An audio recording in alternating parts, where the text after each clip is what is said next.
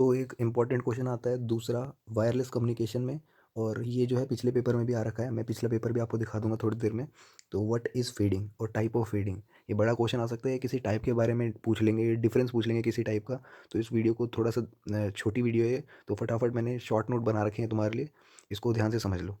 ठीक है, फीडिंग क्या होता है? Time variation of received signal power due to change in transmission medium.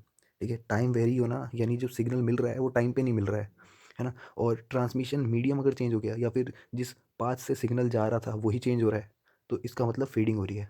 ठीक है, तो सिग्नल टाइम पे मिलने की दिक्कत को फीडिंग कहते हैं। अब देखो रीज़न ऑफ फीडिंग क्या हो सकता है। मान लो पाथ लॉस हो गया, जिसमें रास्ते में जा रहे थे वही गुम हो गया, या मल्टीपाथ अटेनुएशन हो गया। अटेनुएशन नहीं, स्ट्रेंथ कम हो जाना सिग्नल की, सिग्नल वीक वीक आ रहे हैं। ठीक है, तो नो स्मूथ पाथ या पाथ में ही रुकावटें हैं बहुत सारी। तो ये सारे कारण हो सकते हैं, सॉरी रीज़न हो सकते हैं। डिपेंड किस पे करता है? एटमॉस्फेरिक कंडीशन पे। यानी अगर रेनफॉल और लाइटनिंग होगी, तो मैं एक छोटा सा एग्जांपल देता हूँ।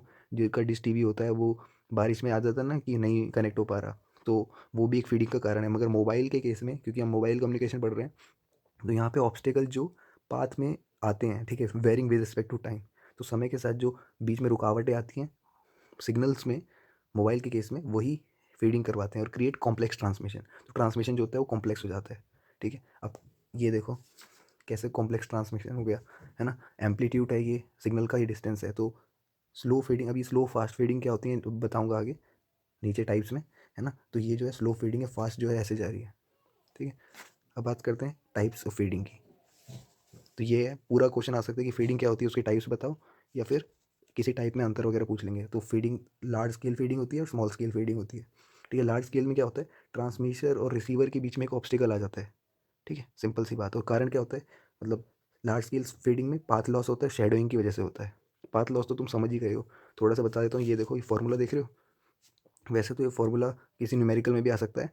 तो ये ट्रांसमीटर का है और ये पाथ रिसीवर का है। तो 4 पाई डी यानी डायमीटर का स्क्वायर अपॉन लेमडा स्क्वायर। अब तुम्हें पता है फ्रीक्वेंसी क्या होता है, speed of light upon lambda, है ना। ये हमने 10वीं में पढ़ा था। तो बस इसको अगर कोई फ्रीक्वेंसी दे रखी हो तो लेमडा की जगह पे फ्रीक्वेंसी और स्पीड ऑफ लाइट लगा के फॉर्मूले में डाल सकते हो। ठीक है, जो भी क्वेश्चन में दे रखा हो, है ना। पाथ लॉस हो जाता है। या शेडोइंग में क्या होता है कि कोई ऑब्स्टिकल आ जाता है जो कि एवरेज स्पीड से कम कर देता है। मतलब मान लो कि सिग्नल की एवरेज स्पीड इतनी है, ठीक है, जिस तरह से बाहर है, और उसमें से कम हो जाना, ठीक है, उसमें फ्लक्चुएशन आ जाना, वो स्मॉल स्केल को भी डिनोट करता है।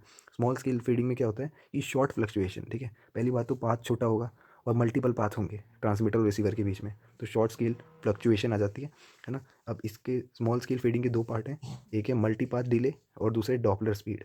ठीक है, इसको मैं थोड़ा दिखा देता हूँ अच्छे से। हियर, तो ये इतने ही नोट्स हैं, ये आखिरी पार्ट है।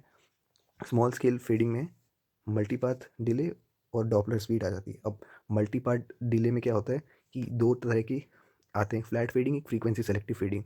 और डॉपलर स्पीड में ये जो मैंने तुम्हें बताया था, फास्ट फीडिंग और स्लो फीडिंग, ऊपर एग्जांपल बना के, है ना। ये पेपर में वो डायग्राम बना देना, ये वाला डायग्राम बना के रखना पेपर में। ठीक है, डिस्टेंस और एम्पलीट्यूड का। तो इसमें फ्लैट फीडिंग में क्या होता है कि सिग्नल की बैंडविड्थ जो होती है वो छोटी होती है चैनल की बैंडविड्थ से, इसको याद कर लो। ठीक है, सिग्नल की बैंडविड्थ छोटी, बहुत छोटी होती है, यानी स्मॉलर स्मॉलर देन चैनल की बैंडविड्थ। और सिंबल पीरियड जो होता है ज़्यादा होता है डिले स्प्रेड से। ठीक है, और सेम रहता है फास्ट फीडिंग और स्लो फीडिंग में। देखो डॉपलर स्प्रेड है ना, तो यहाँ पे हाई डॉपलर स्प्रेड होता है फास्ट में, और स्लो में लो डॉपलर स्प्रेड। ठीक है, और ये फ्रीक्वेंसी वाला मैं बताना भूल गया, ये जो एस लिखा है ये सी के लिए लिखा है। तो फ्रीक्वेंसी सेलेक्टिव फीडिंग में क्या होता है, सिग्नल की बैंडविड्थ जो होती है ज़्यादा होती है चैनल की बैंडविड्थ से।